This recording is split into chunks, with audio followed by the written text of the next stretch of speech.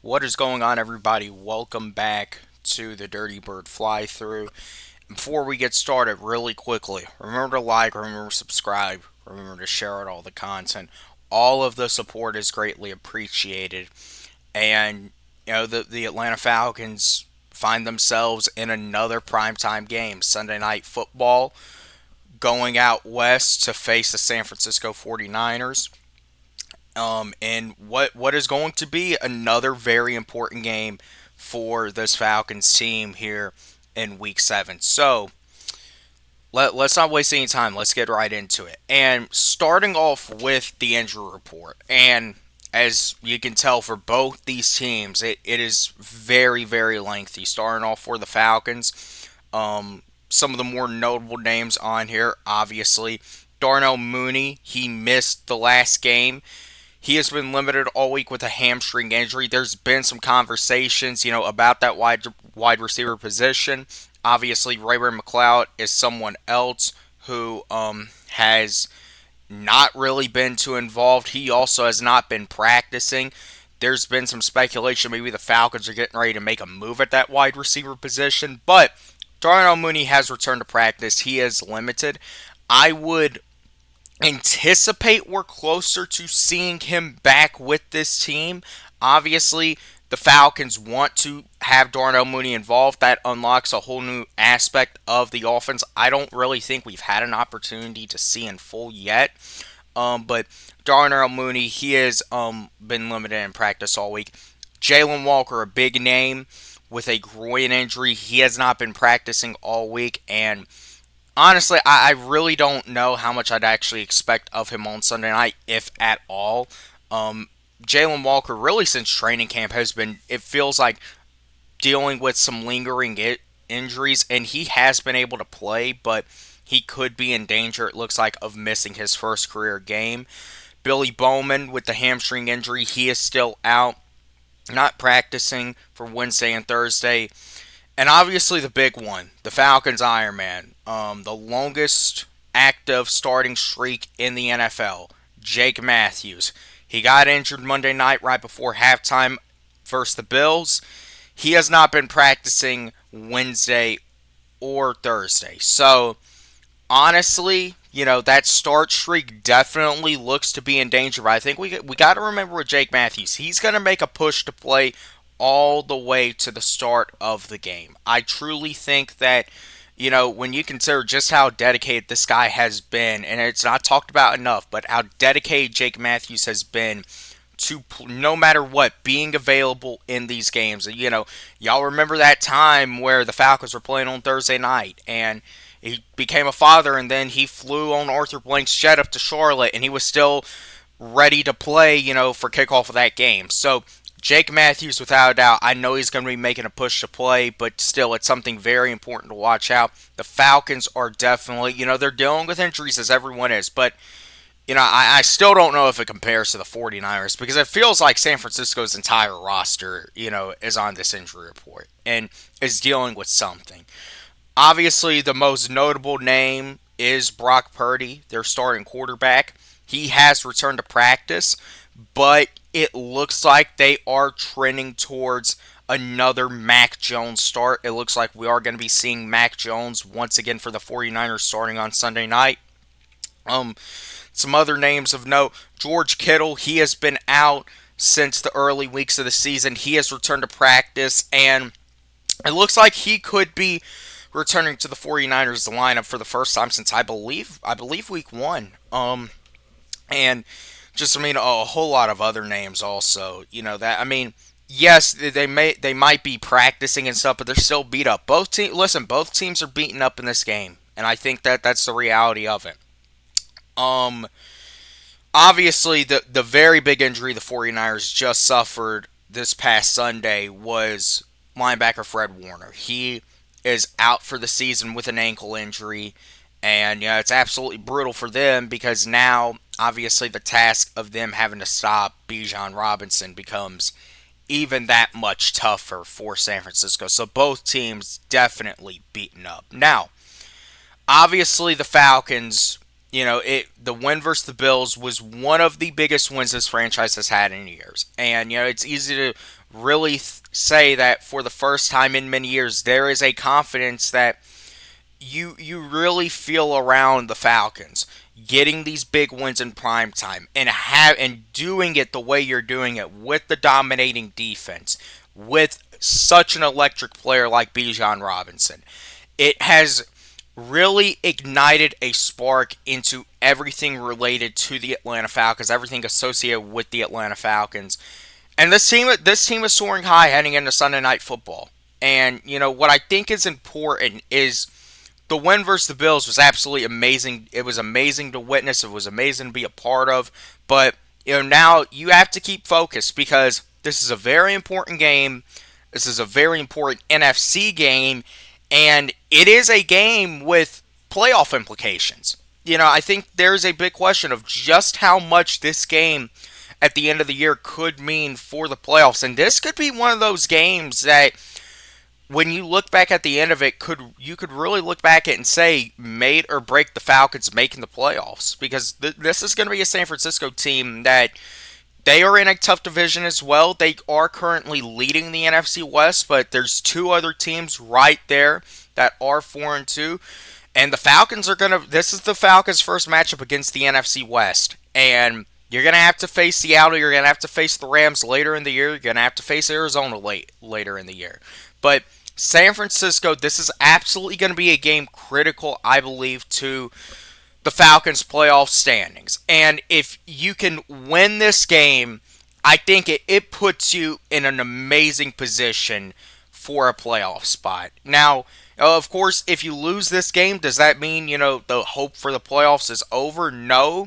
But I think at that point, you really got to, go back to the drawing board in many instances. It's a very important game, and it's a game you're going to have to win if you want to continue living up to the hype. If the Falcons really are, as good as it appears they can be based off the win we saw on Monday night, this is a very important game to win. And listen, it's a short week. You're going out west, but you gotta win these types of games if you want to be playing January football. And it's going to be a very important game to go out and win Sunday night. Now, obviously, the big story of the game, what everyone, of course, is watching the game for, what everyone all around the country is tuning in to see, is going to be the battle between two of the best running backs in the NFL, two of the most electric players in the NFL. That is number 7 and number 23. That's Bijan, that's CMC. And, I think it is needless to say that both of these players for their respective teams is where it starts and ends at. It's where the buck stops, and it is going to be what the offense goes through for both of these squads. It's going to be the focus of the opposing defenses. How are we going to stop these players? And let's be completely honest, there is no completely stopping these players, but it's just how do we limit these big plays? How do we limit how much that they burn us? Because they're gonna get their own. We're gonna see Bijan get his big plays. We're gonna see CMC get his big plays. Both players are going to pop up in this game and are gonna be very critical parts, especially with the injuries both of these teams have. To other parts of the offense, they become even more important now of how much you put on them. And with the injuries, that both of these defenses, are experiencing. So, I do think that when you look at it, however, Christian McCaffrey was a very electric player in Carolina. And this is actually something that I was thinking about and realized. This is going to be the Falcons' first time facing McCaffrey since Week 14 of 2019. He did not play any in 2020 against the Falcons, none in 21, and the last time that these two teams faced off was in 2022 here in Atlanta, and it was actually the Sunday before the 49ers made the trade for Christian McCaffrey. So, it's been a while since the Falcons have seen Christian McCaffrey. Obviously, we get some of the feelings of the impact McCaffrey has with Bijan. And I think that is what this game is going to be centered around at the end of the day. It's going to be these two star players. And I'm telling you right now, whatever player has the better day is going to be what team wins this game. And I will say right now, I feel like McCaffrey, he's had a great career.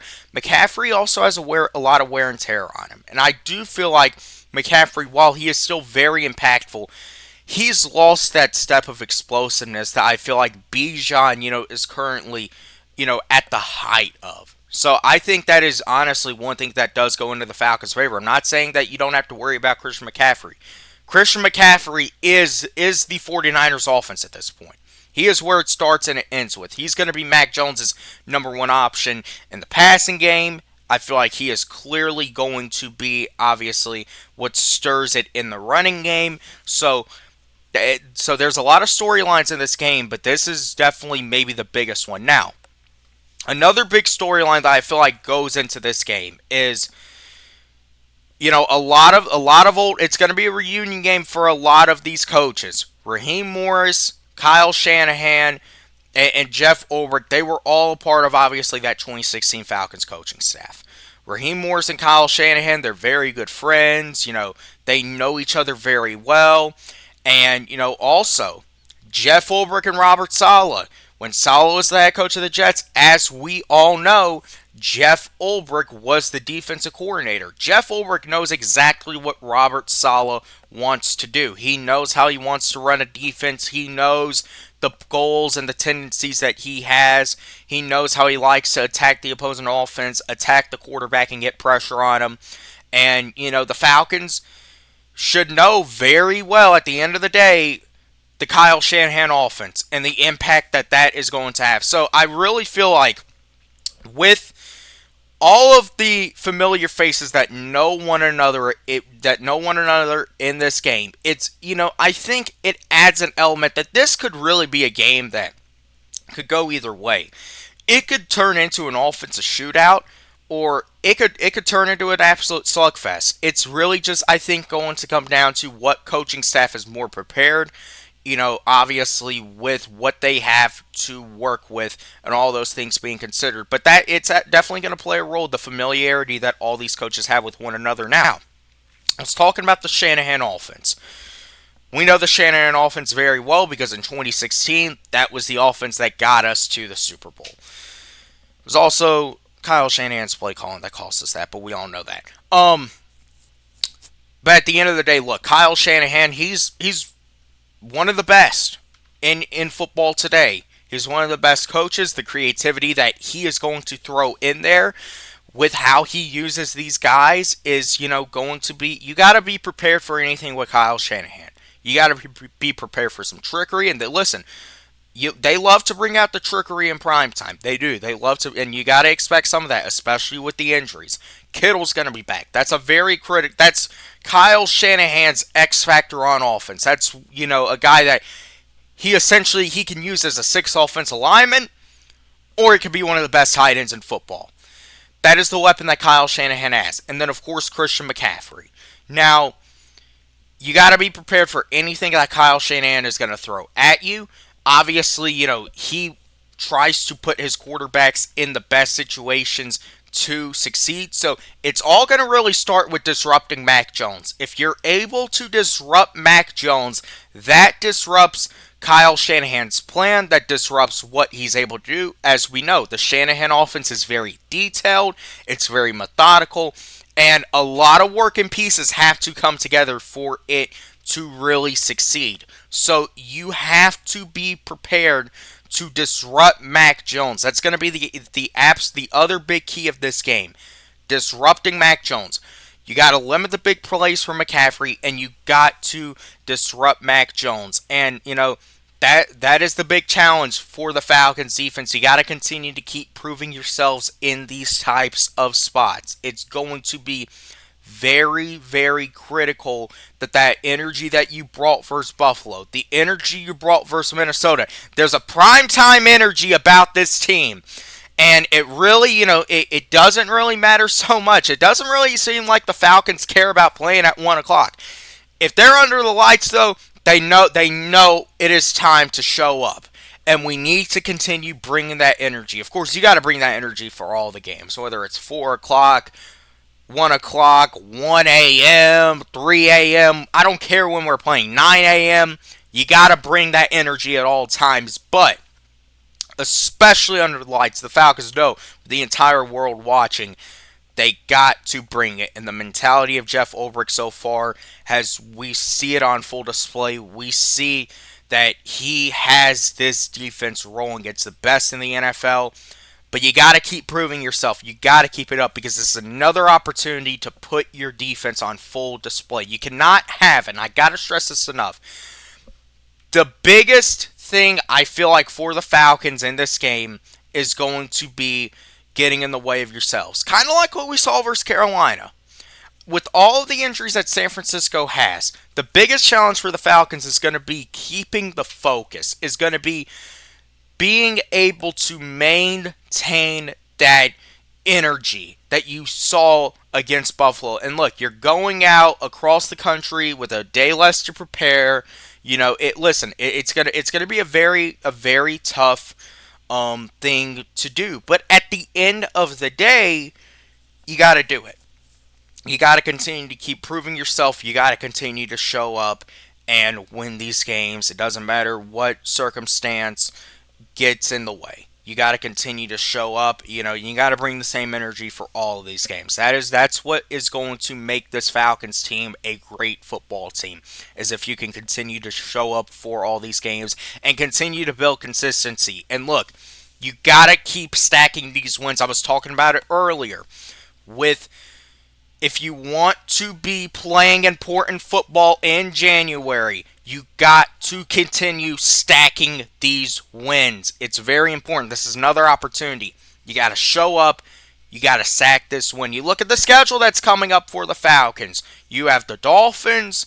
You have, after this game, you have the Dolphins, the Patriots, the Colts. Those are 3 AFC games. Then you have Carolina at home, New Orleans, the Jets.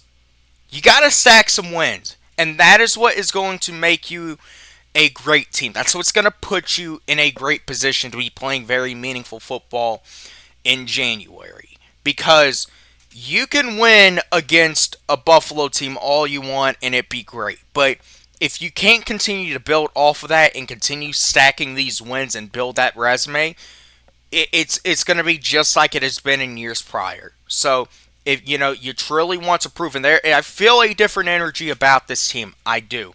But you got to stack these wins. You got to continue to go out. You got to get these very important victories. Now, getting into the players to watch for both teams. And I want to make this clear about players to watch when I do this. We know Bijan Robinson is going to be a player to watch. We know Christian McCaffrey is going to be a player to watch. Hell, we're watching the game to see these two. We know we're getting these two. But these are guys that I feel like are going to be absolutely critical that, really are not talked about enough. And that's really what I do with the players to watch. So, for the Falcons, this has been a guy that has been, before we get into that, we got to take a look around the NFC South real quick. And obviously the Tampa Bay Buccaneers, they, have been one of the best, maybe the best team in the NFL through 6 weeks. Baker Mayfield is playing like an MVP. So is Bijan Robinson. But they have a very big game Monday night at Detroit. And, look, the Buccaneers, it feels like they can win any game. But going into Detroit with that atmosphere, it's going to be absolutely tough. The Carolina Panthers, they are 3-3. The Panthers, I don't think at this point are just a team that you can ignore. You do, I think, have to at least consider them in conversations. Rico Dowdle has been, in recent weeks, absolutely critical to their success. And, they head up to New Jersey to take on the Jets. That is a game that it feels like they should win. But once again, it feels like it could be a trap game for the Panthers. So, they got to keep focused if they want to win. And then the Saints, they're going to Chicago. They're going to lose. The Saints suck. So, getting into the player to watch for this game for the Atlanta Falcons. And it's going to be a guy who has had a very solid start to the season, who has he was talked up all off season by Jeff Ulbrich, by this coaching staff, the impact that he's going to have, the opportunities he's going to have. We've seen him on display so far. That's Divine Diablo. Agent Zero has been added so far. He was added on Monday night. He was all over the field. He was breaking up passes. He got a sack on Josh Allen. It feels like, he's had a lot of these big performances. He's one of those Falcons. He's had these big performances in prime time. He's been showing up so far. He's been all over the field. And look, this may be a game, where you need Divine Diablo more than ever making those plays. There's going to be, once again, a lot asked of him. You can blitz Divine Diablo. You use him in coverage. You're going to use him to shut down a lot of what San Francisco wants to do with McCaffrey. He's going to be absolutely critical, I think, to the Falcons' success on Sunday night. And, just how present he is around the field. Now, for the 49ers, with the absence of Fred Warner, it's gonna present opportunity. And the 49ers, if they want to win this game, they're going to need a big day out of their own linebacker, and that's going to be Tatum Bethune, who, this is definitely the biggest stage that he has been on in his young NFL career. It's a next man up sport. He is getting ready to take over that mic. He's going to get that green dot for Sunday night. It's going to be his job as the leader of that defense to shut down Bijan Robinson. And, he's going to be a guy that, the Falcons, I would expect, are going to attack a lot. I feel like you're going to see the Falcons attack that linebacker core a lot. You might see a lot of passes over the middle. Could be a game that you see Kyle Pitts get involved. And I know, everyone's sick of hearing, Kyle Pitts getting involved. But, it felt like, really the Buffalo game was the first game that we did not see a lot of Kyle Pitts.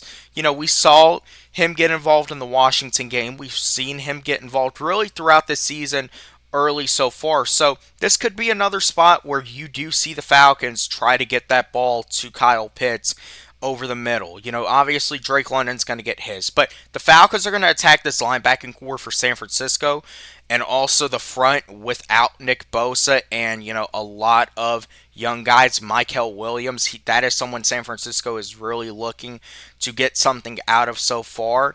So the Falcons, you're absolutely going to see them attack the middle of the field, and Tatum Bethune, number 48, that's going to be a guy to look out for.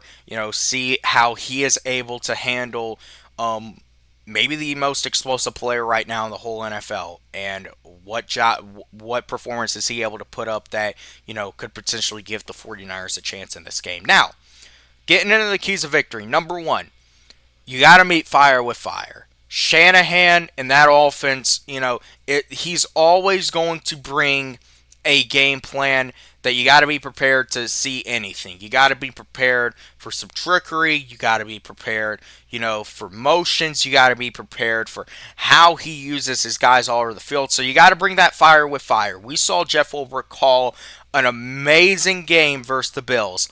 You're going to need that same energy versus the 49ers. This really, I feel like, could be a game that for the Falcons, it's going to be a chess match between Shanahan and Ulbrich and how they call this game for their respective sides of the ball.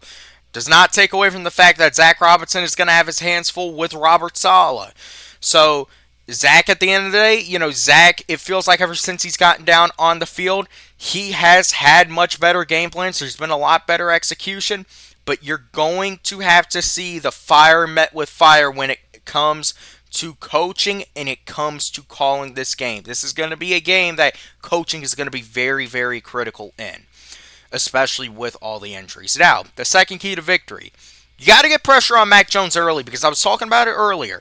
If you get pressure on Mac Jones early, and this really, goes back into meeting that fire with fire, that, I think, ruins a lot of San Francisco's game plan. If you get pressure on Mac Jones early, and, of course, you're able to account for McCaffrey, that shuts down, I think, a lot of what San Francisco is able to do. Mac Jones, I think we see that he is a quarterback that definitely is probably in the best position he's ever been in with Kyle Shanahan, but at the end of the day, he's still Mac Jones. He can still get rattled. He can, still be suspect. He's not necessarily a mobile quarterback, so, you're going to have a lot of opportunities, I feel like, especially with blitzing him, to be able to get home, get those sacks early. If you are able to rattle Mac Jones early, kind of like how you did versus J.J. McCarthy, then you could see a very similar effort to that Minnesota game where the Falcons were able to get that victory.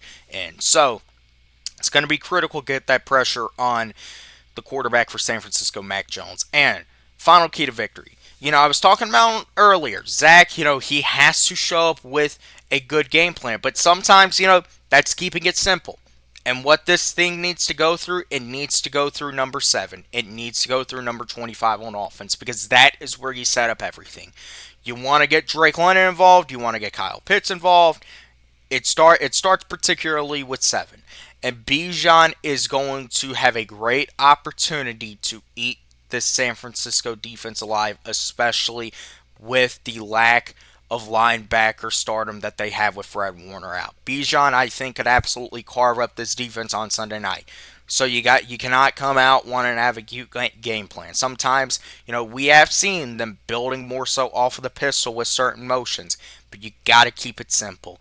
You got to keep Bijan Robinson the center of everything. And with all that being said, what is my final predictions? What am I thinking? I'm going to say right now, I think this is a game that, I could see this being a shootout or I could see this being a slugfest. And I'm leaning more so, especially with all the injuries, towards I think it's going to be a slugfest. But I think it's going to be a game that I think we're going to see the Falcons get some pressure on Mac Jones. We're going to probably force him into a turnover or so. I feel like you want to keep the pressure off of Penix, especially in this type of game. Robert Saleh could definitely have the ability to rattle Penix because, look, we saw in that Carolina game, Penix got rattled. You saw him making mistakes. You saw him throw some interceptions, throw some costly turnovers, and that is ultimately one of the things that cost the Falcons in that game. So that's why I say you have to keep it centered around this running game. But if you do that, and I feel like the Falcons have definitely shown that they are starting to build some consistency, I think the Falcons are going to come out of here with another win. I think it's low scoring.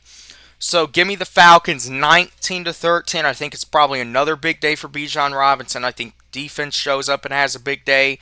It's going to be very critical, especially if Jalen Walker is out. That's going to present an opportunity for, obviously Leonard Floyd or someone like an Arnold Ebiketie. A lot of these guys, who we have been seeing the Falcons, getting sacks, and it really has been by committee. And I've been talking about a sack by committee for a couple of years, and we're seeing it can work. But it's a next man up mentality, and whoever is out there, you got to trust that Jeff Ulbrich, he's going to attack the quarterback no matter what.